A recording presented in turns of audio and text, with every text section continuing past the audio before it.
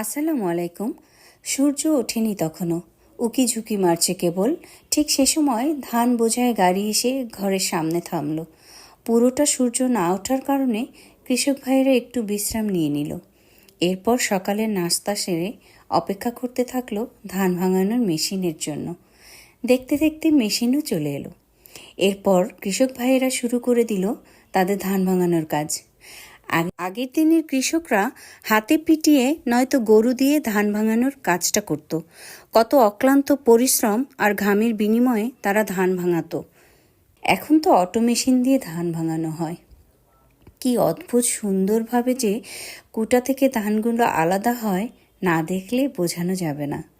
ধানগুলো সুন্দর করে কুটা থেকে আলাদা করে পরবর্তীতে সাজি বোঝাই করে আলাদা জায়গায় রাখা হয়, কারণ এগুলো পরে বাজারে বিক্রি করা হবে।